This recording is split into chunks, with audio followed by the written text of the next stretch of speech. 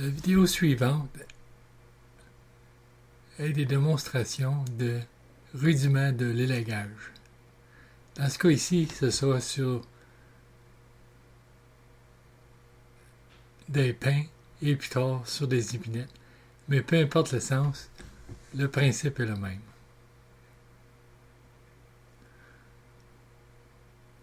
Ce qu'on veut comme résultat, c'est de réduire le nombre de nœuds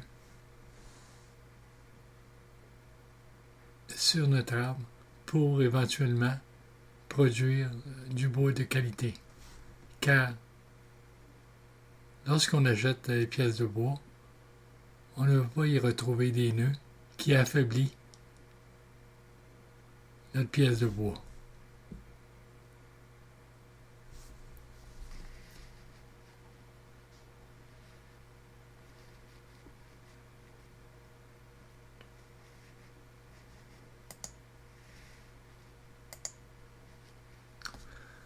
Alors, dans ce cas-ci, ce qu'on veut,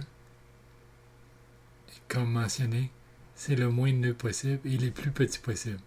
Alors, il vaudra mieux faire le élagage le plus tôt possible. Mais ceci est une tâche ardue et qui prend beaucoup de notre temps. Naturellement, les arbres perdent leurs branches.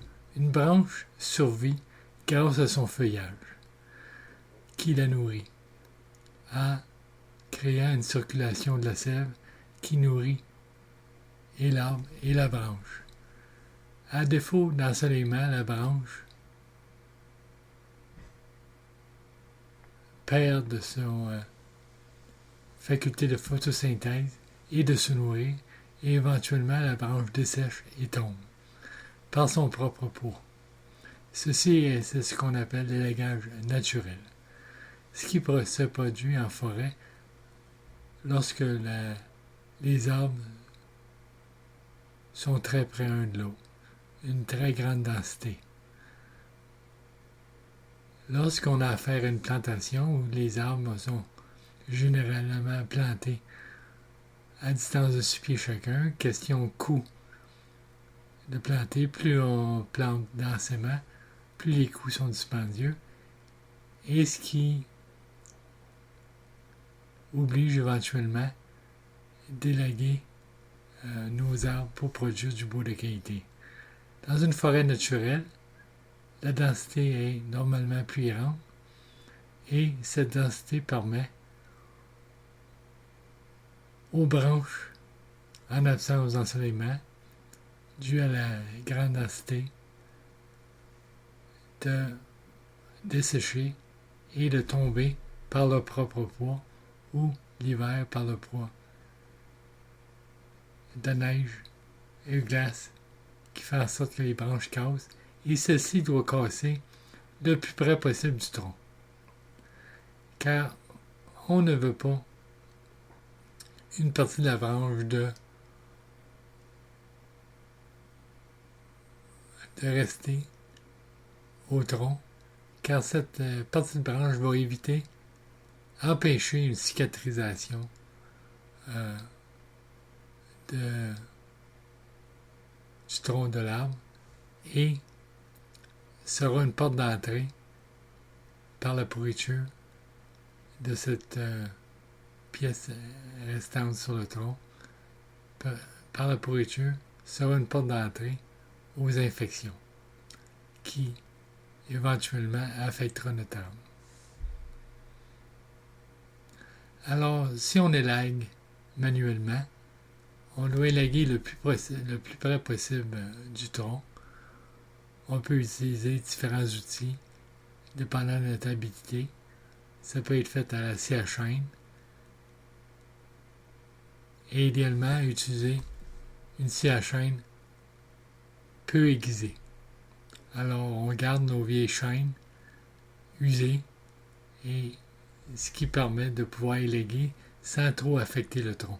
Alors, lorsqu'on élague, pas trop près on élague la branche, et tout est une question de dosage. Si trop près du tronc, on affectera l'écorce, et trop éloigné, on laissera une pièce de bois qui empêchera une bonne cicatrisation. Car c'est autour de la branche, à l'intersection avec le tronc, qu'on retrouve des cellules qui sont des cellules qui spécialisent dans la cicatrisation. Alors si, lors d'un étalagage, on affecte trop ces cellules, on les fait disparaître par notre outil, il n'y aura pas de cicatrisation. Mais de l'autre côté, si on laisse une pièce de bois, une partie de la branche, qui dépasse le tronc, cette pièce va aussi empêcher une bonne cicatrisation de notre tronc. Alors tout ça est une question de dosage. Et c'est par essai et erreur qu'on trouve une bonne technique pour obtenir un bon élagage.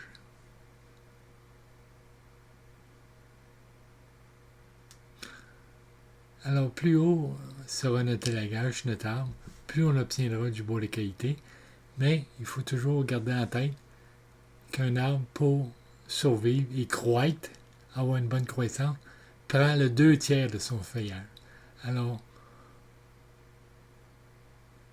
pour un arbre, exemple,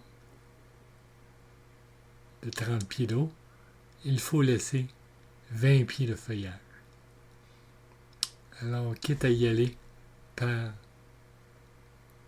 par étape, pour pas trop élaguer à la fois notre arbre, pour de l'élagage en hauteur, on utilise une perche. Et question de scie élaguée, vaut mieux obtenir une scie de spécialiste qu'on peut retrouver à des endroits spécialisés dans l'élagage, tels que les fournisseurs d'équipements pour la taille d'arbres de Noël. Les scies élaguées dans les grandes surfaces sont à éviter.